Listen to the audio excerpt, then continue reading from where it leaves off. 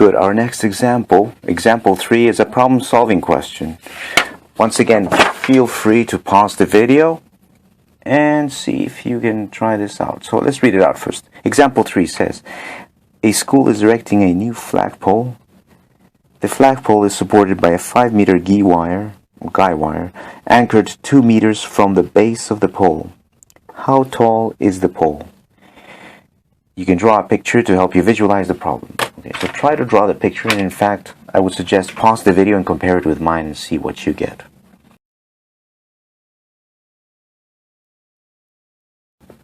Okay, so there it is, right? Now, notice this, right? They say the pole is supported by a 5-meter guy wire. So here it is, the wire supported. There's the flagpole, right? And they also say that this guy wire is anchored 2 meters from the base of the pole. So this is the base of the pole, and it's 2 meters there. Okay, once again, it's a right angle triangle. They want to know the height of the pole. First, we're going to label the hypotenuse. Which one is the hypotenuse? This one, because it's the longest side and it's opposite the 90-degree angle. Next, we need to label the other two sides. So we're going to call this A, B.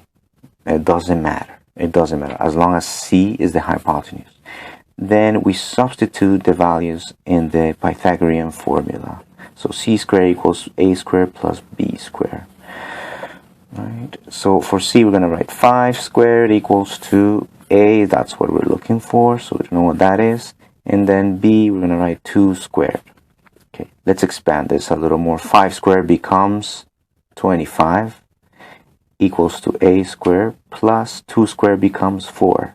Now, once again, we're looking for A. We need to solve for A. Let's move everything that is not A to the other side of the equal sign. So plus 4, when you move it to the other side, it becomes negative 4. 25 minus 4 gives us 21 equals A squared. And now we need to get rid of this 2, the square. So the opposite operation would be to square root whatever is on the other side of the equal sign. So that's 21. What's the square root of 21?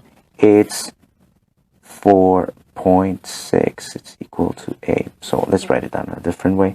A is equal to 4.6 meters. That means that, therefore, you can write here, therefore, the flagpole is 4.6 meters tall.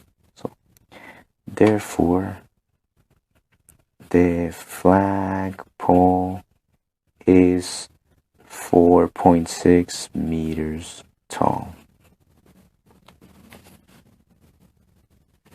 And you can label it right here, of course, 4.6 meters tall. Now, for the most part, when I give you a problem-solving question, you will see a sketch. But I find that it is good as an exercise to try to figure out what the sketch would look like.